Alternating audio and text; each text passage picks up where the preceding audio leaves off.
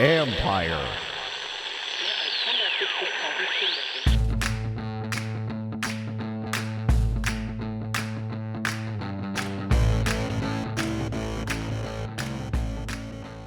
Hello and welcome to my podcast, sponsored by Lono Coffee. Visit lonocoffee.com, use promo code COFFEE2020 for a discount. Today, a playoff clinching podcast. How about that? I'm joined by the voice of the Washington football team, Bram Weinstein, as we discuss not just the win over Philly, really only a little bit about that, but rather about the season and the journey this team has traveled. Why so much excitement for a 7-9 team that won a bad division? Well, Bram will explain, though I think you already know. You can follow Bram on Twitter at RealBramW and listen to him on ESPN 630 Radio. You can read my work on ESPN.com. I'll have coverage throughout the week. We'll also have 2 more podcasts this week as there will be a lot to discuss before Washington takes on Tampa Bay on Saturday. I don't have any observations to add here because Bram and I think, kind of covered a lot of the bases. But I will say, enjoy this one because it was a grueling year for you and the organization on and off the field. Fans had to take the brunt of it, and you guys had to rise from the tatters. It didn't need to be pretty, it just needed to be. And now, here's my conversation with the voice of the Washington football team, Bram Weinstein. Bram, how do you sum up what we saw Sunday night? Well, I think it starts with you. I'd like to send a bouquet to Doug Peterson for what was a very unusual decision that was made. And I was not aware before the game. I guess he had said he was going to do this at some point. So it feels a little different than it did last night, where I'm sure I didn't really check Twitter, but I'm sure tanking and all that type of stuff was probably coming up because it really felt bizarre. What he did. But I guess knowing going in that he was going to do this and didn't allow the circumstances to change that makes me feel a little differently about it. But outside of that, they landed about right where I thought they would, like the 6-10 to 8-8, right around there. And it just happened to be good enough. But I think we both know that doesn't really tell the story. I mean, I was just on with Julie Donaldson for one of the Washington shows that's going to air later today. And I said, like, in most years, when you look back, you'll look at a record like that and you won't think much of it.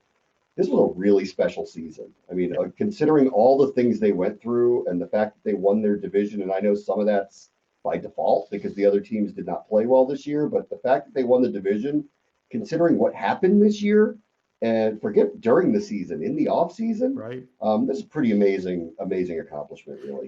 And that's what I was going to get to too, because there's a higher level of excitement around this team than you would think, given the circumstances or the record, I should say.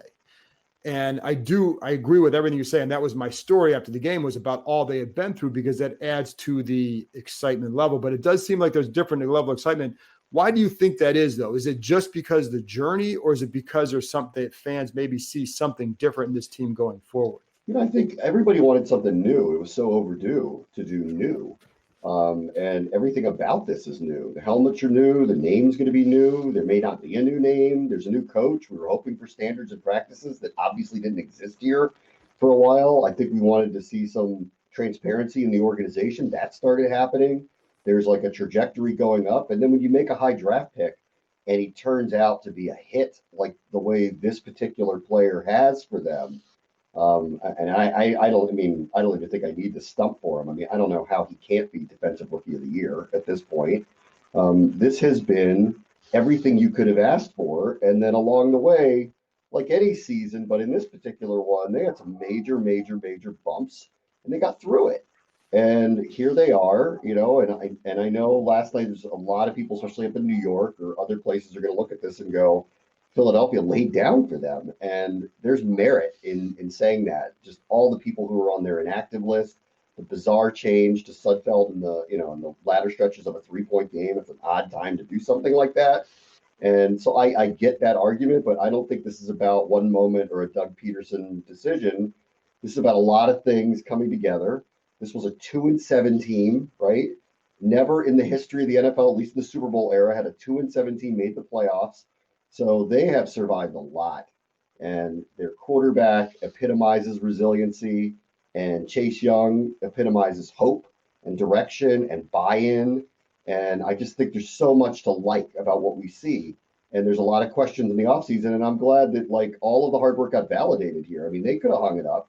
I mean, years past, they would not have won in Pittsburgh, beat San Francisco, won in Dallas. I don't care what kind of seasons those teams were having. With a 2-7 team in the past, they would not have won those games. And I could say that with a lot of confidence.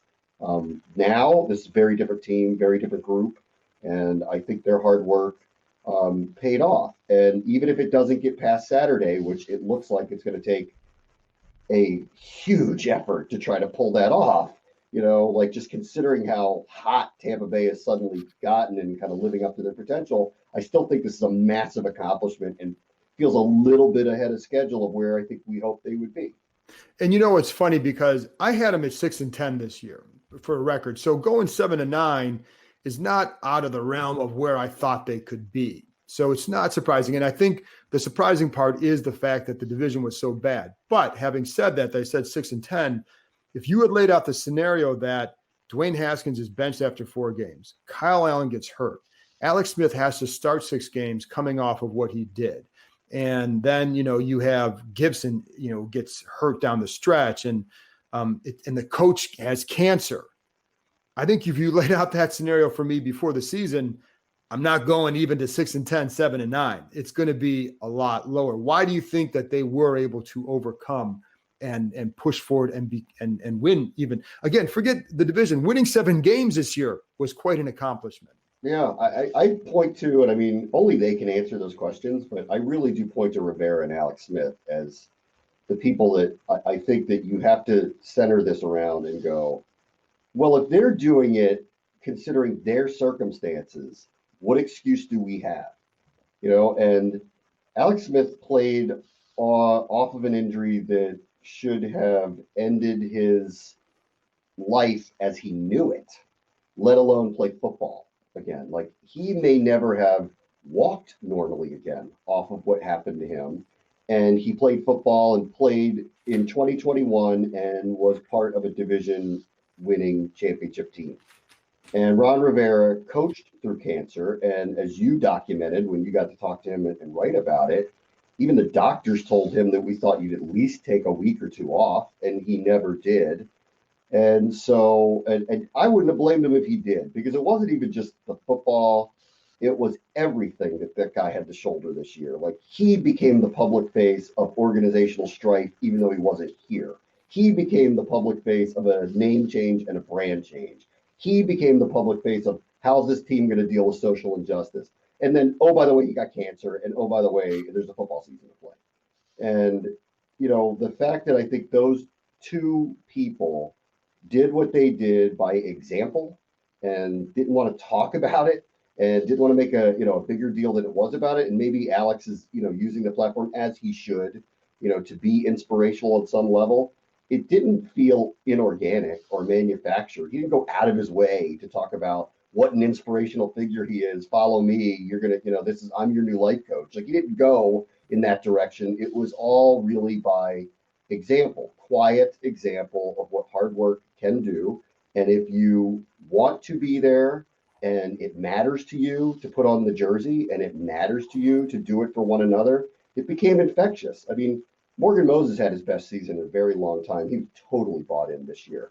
Terry McLaurin and Chase Young earned captaincies at the early stages of their career. That wasn't just handed to them because they were high draft picks. No, that was earned in the middle of the season. And I really thought this week was the total epitome of it. And it's funny. We've been talking about Dwayne Haskins over the last couple of years. Finally gets released, and it's like as if it just disappeared. Like, right. This was not the drama that I think all of us assumed the breakup would be. And it happened in week 17. And by Wednesday, the conversation had shifted to the more important things. Are they going to win? What's the future look like? What chances they have against Philadelphia? And Haskins became a thing of the past very quickly. When do you remember drama leaving the organization as quickly and easily as it did? And maybe it's a weird news cycle time, and maybe it's COVID time, but that was the epitome of everything has changed here. that there's no one guy that is going to whether his fault or not, hold the team hostage with the narrative. And if there was ever a test of that, it's Dwayne Haskins gets cut in week 17. And by Wednesday, we've all moved on. We've all completely moved on. It is amazing. And it's funny because it feels like it's been a few months since he was cut. And I think a lot of it too, what helped for that is that he wasn't playing well. And people saw that he wasn't really getting any better. And so I think, and the players knew that. And so for them, it was pretty easy to move on because they saw what was ahead of them. But it is a sign of a different time. And I think going back to the leadership, part of it too is all those guys you mentioned, it's all organic leadership, guys ascending to those roles organically, versus in the past, you'd have some guys who would be captains who you felt it was more about being, maybe it was popularity or whatever, or they weren't as strong leaders as you need.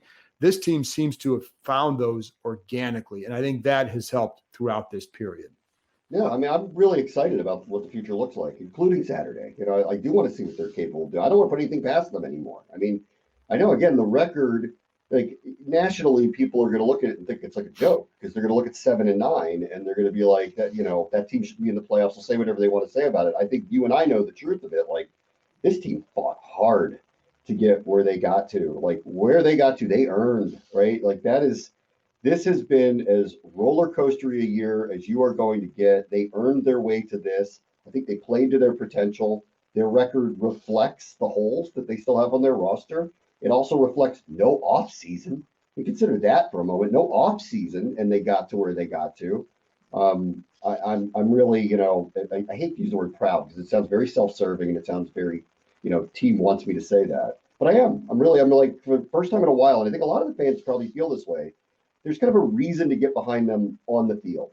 Off the field stuff has not been taken care of yet. That is still lingering. And I think a lot of the fan base really wants a lot of that rectified so we can kind of move on and really forge into the future. But it did not affect what they did on the field. And what's happened on the field over the last, I don't know how many years, is something that was not reliable, was never to be trusted, was fleeting when it was good. And for the first time, I think for a while, this does feel like that they're building something that has become trustworthy, reliable, and worth getting around. I mean, if you can't rally around Chase Young and the way that he acts on the field and the leadership that he brings and the talent that he has, then you don't like football. You don't like the sport. You might as well quit the sport if you can't get behind what that guy's doing and how infectious he is, or what McLaurin is doing, who I think it is very clear last night probably would have been better served to not play. Right. Or Alex Smith last night, who probably would have been better served to not play. What does he have to prove at this point? And he still went out there, put his leg on the line again to try to win a division championship in a year where no one's going to pick them to get to the Super Bowl. There's a lot to really like here about what's being built. Well, it's funny you say that too, because this is a franchise that a lot of fans, people nationally, have disliked because the owner and things happen and the name or whatever. This is the first time I think that they're a team that a lot of people root for because of the coach, because of Alex Smith. And then, like you said, a guy like Chase Young. But yeah, I don't remember probably 2012 with Robert, when the last time that people probably looked at this team as like, oh yeah, I hope that team wins because I like watching this guy. But I think the Alex Smith story, the Ron Rivera story, in addition to watching a budding star like Chase Young, makes them they're an easier team to root for, I think, for fans, probably for the first time in a while. Yeah, they are. I mean, the defensive line, they spent all these first round picks on these guys. Which one of them would you trade in at this point? I'd say none. Collectively, they've just been outstanding. I've mentioned Morgan Moses before. I'll mention him again. He has really turned his career around. There are a lot of questions about how much money was paid to him. And it wasn't like he was always available to them, no matter what the injuries, but there were just so many mistakes on the field. And it is clear that his joy for the game has been rekindled. He likes being part of this team. They went and, preemptively signed a center, which most of the time would not be that big of a deal. But I think in this case, it's like, yep, he's one of our guys. You're starting to feel that, about them. And I haven't felt that about this team in a long time. We've been waiting for this to come around. And, it's a testament to Rivera and his staff of figuring out a way to get them to buy in. And that must have been hard to do, considering they had no contact with anybody for so long, and practiced very little. And you can sit there and talk about reputations all you want. Until you're in the room with the guys, you don't know if it's going to work or not. It's really working here. They've bought in. It's a fun team to watch play. They have limitations. Like, it is obvious they have limitations. I think that's fun too, because they're an underdog for good reason. Like, I think you and I both know that. Like, they don't have Tampa Bay's roster. They are not the Saints. They're not Seattle. They're not Green Bay. They are missing a lot of things. But man, do they fight. And they don't give up. And they come back in games. In the case of last night, they came back again, even after blowing a double-digit lead. This extremely resilient team. And there's a lot to like here on the field. There really is. There's a lot to like here. And I'm excited to see what they do against Tom Brady. That'll be fun this week. It's almost that time when you put your name in a grid and hope that your box hits the final score. But you don't have to wait until February to start winning. With BOXIZ, you can play box pools every day for every game. BOXIZ is completely free to play and you can win big. Washington football fans who download the app from the App Store or go to BOXIZ.com, that's BOXIZ.com, and use our code KIME20 can enter our contest. We'll have new games every week and incredible prizes in the playoffs and for the big game that will include tickets to games next year when fans can finally return in 2021. So go to BOXIZ.com for more information or download the app now. BOXIZ. Use the code KIME20. It's free for you and your friends to get in and win. BOXIZ. It's anyone's game. For people listening, that I think, and you and I, and you've said it, and I would definitely agree, there's still a ways to go for this team to build what they want to get to where they ultimately want to get to.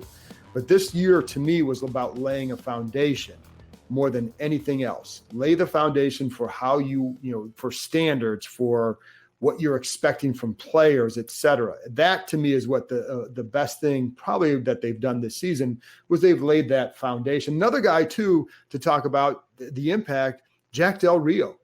What have you, how much does he factor into this whole equation?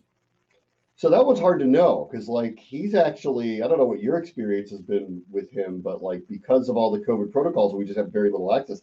He doesn't talk to us that much. So that's been a hard one to really kind of get to know. And I will say this, early, there was a transition going on. I mean, their defense metrically was very good the entire year. It started week 1 with 8 sacks and all these pressures from all these people and the big comeback. And the foundation that the defense was going to be something to be relied upon happened in the first week. But I think you and I both know in covering it that wasn't truly the belief system that was going on early. Right. So I think there was a buy-in that took a while. And I still think there probably is one. Still think there is one. There still is, but their defensive line should, and is the heartbeat of the team. They have spent all their draft capital on it. I don't care what scheme you play. When you have that kind of talent up front, it should be extremely disruptive and it should carry the rest of your defense. And that's what it's become. And so you have to give Del Rio credit, because just because you have these guys doesn't mean it works. Last year they had those guys short of Chase Young and their defense was terrible. So he's figured out something to work for them. So I think he deserves a lot of credit too. But I think you and I both know that's a complicated one. It is a complicated that thing was not early in the season jibing, I think, the way that everybody would hope it would automatically jibe. But clearly by the end of this thing, they're the reason why they're winning. I mean, there's no doubt about that. They're either keeping them in games, altering games entirely, like they did last night, or against Pittsburgh, or against San Francisco. But they're the heartbeat of the team for sure. And, it's with Del Rio, too. And I've had people who used to work here were if they had this guy a couple of years ago, they probably in the playoffs a few times. Not, just because he was much better than the guys that Jay Gruden kept hiring. And if Jay Gruden had one of his flaws was hiring poor defensive coordinators. His schemes, I think they do a good job creating one-on-one situations with the blitz schemes and all that. So that's all pretty good. one thing with Chase Young too, what's kind of amazing to me, Bram, is that Justin Herbert has gone out and had a great rookie season as a quarterback. Yeah. How many times are you hearing that, Washington should have taken him over Chase Young? And I know some people might still think that because it's a quarterback, but that to me is how good Chase Young has been this year. Well, I mean, first off, I don't think anybody before the draft was talking about him as the second quarterback being taken off the board. So if they were going to go quarterback, they probably would have taken Tua. And then, I would say this: I don't think there was any chance they're going to take Tua. I think if they had taken a quarterback outside of Burrow, it would have been Justin Herbert. Yeah, but the common belief in the draft was he wasn't going to go second off. Correct. That is correct. I think they would have traded back to get. If they had taken him, they would have been trashed for it, right? Publicly, because people would have said, you made a mistake again, taking a quarterback.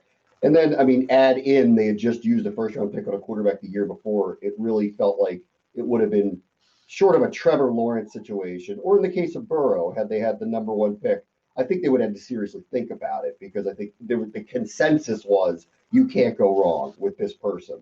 And so from that perspective, they clearly, didn't do the wrong thing here. And, I don't know, would Justin Herbert have had the season he had here? I don't know. I do know the season Chase Young has had. I do know the impact he's going to have. Him being local and welcoming that to come back here and try to reestablish the organization in a way that he hasn't even lived to see. He's too young. He wasn't alive during the glory years, so he doesn't even know what that is. He's only seen this organization over the last 21 years, which is dysfunctional. Right. So the fact that he kind of has, this feeling for it, that he didn't grow up a Cowboys fan or something like that, that he wants, that it's important to him to get this team back to a place that I remember, when I was a kid, when Joe Gibbs was doing this in his first go around, or for others who are a little older than me that know foundation was laid by George Allen before, Joe Gibbs showed up here. I appreciate that. Clearly this game matters so much to the guy. And maybe they knew that going in, but we've learned that very early. And he is the most important presence, I think, that's come into this team from a player perspective since RG3, and certainly the most important player presence defensively since Sean Taylor. Yep. And he reminds me a lot of Sean Taylor because it's very clear that he's going to alter games for them.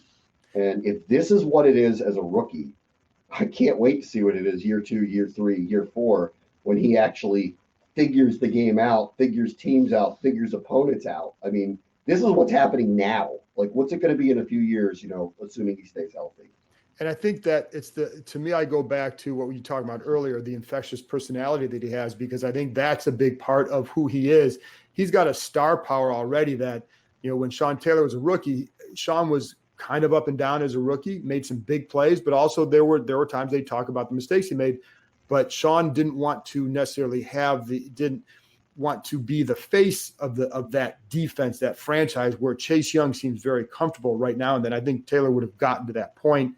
And maybe that some of it is just dealing with the media. Sean, for a lot of reasons, he did not trust the media, which is fine. And there were some examples where reason for that. You and I. I would say there were definitely examples where I'd say, I don't blame you. I don't blame you at all. And so I get that.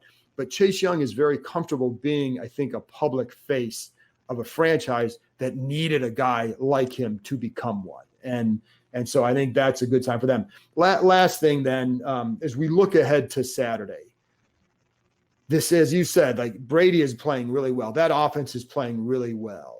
What would be obviously for the best outcome for them is to win. What do you think? What do you really want to see from this game Saturday? Resiliency again. Just hang in there, right? Hang in there. There is no shame in losing to Tom Brady in the playoffs, especially the way they're functioning right now. Mike Evans got hurt in the first half yesterday against Atlanta, and Brady threw for almost 400 yards. Antonio Brown looks like Antonio Brown again. I'm sure Gronk will be Gronk in the playoffs. This is really one of the first times that it would have happened against Dallas, the 2 games, had Dak Prescott not gotten hurt, their offensive line not gotten hurt, where they are running into an arsenal of weapons. Right. They had it against Pittsburgh to a degree with all those receivers, but it became clear, and I think that's starting to manifest now with Pittsburgh. Roethlisberger can't really throw the ball downfield that much anymore. I think people are kind of onto that, which is why their offense has changed. That's what people said about Brady early in the season. Remember, he wasn't completing any passes down the field. Well, that's changed over the last month. They're fine getting the ball downfield.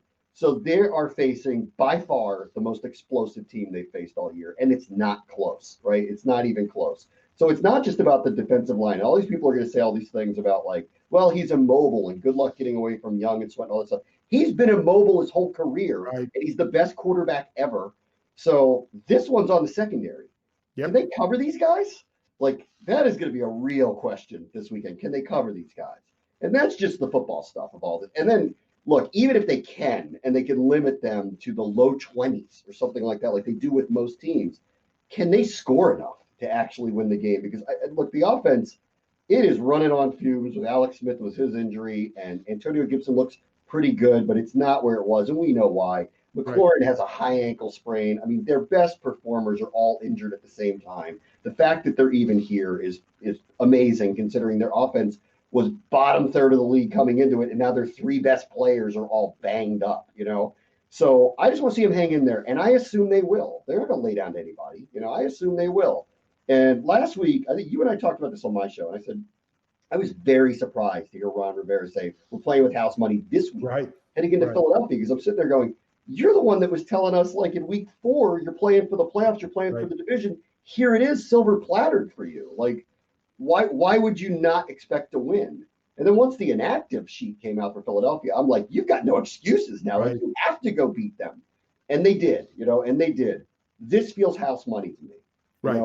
And I don't expect them to lose 49-7. I don't. I expect this game to be close, put a good scare into them. They're down by 1 score in the fourth quarter, and things are, like, nervous for Tampa Bay. That's a win for Washington if it gets that way, because it feels like a mismatch just based on all the injuries that Washington has and the way Tampa Bay is functioning.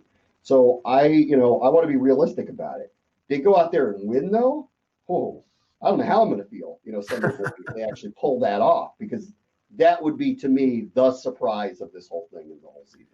Yeah, that's and I agree with what you said. And like I said, I think to me this was about setting a foundation. Getting to this point is a really good spot for them. You get another week of practicing. You get a week to experience the postseason. Now, not a traditional way, because you're not going to have crowds and all that, but you are going to be in a different setting. And I think that's a good thing for them to build on.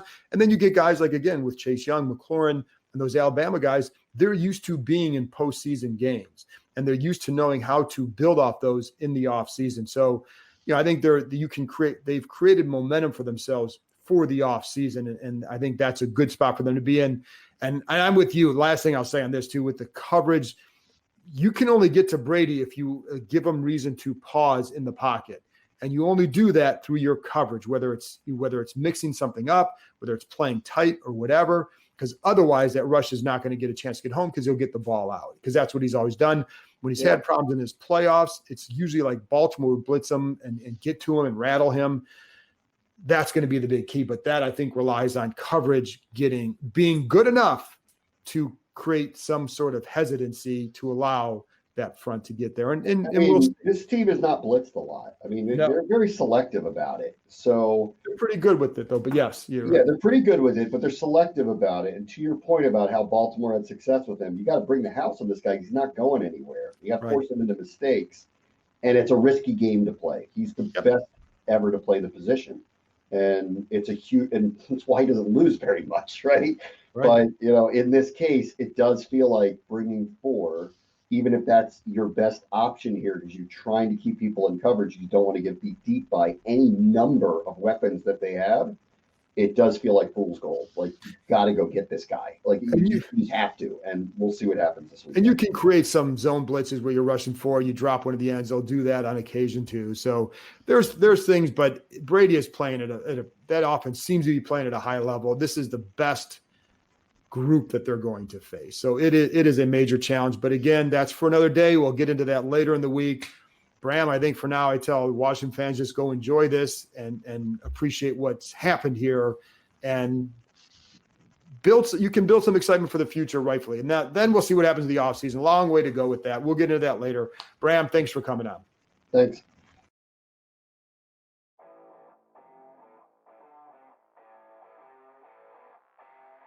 You've heard me talking about Lone Oak Coffee for a couple months now.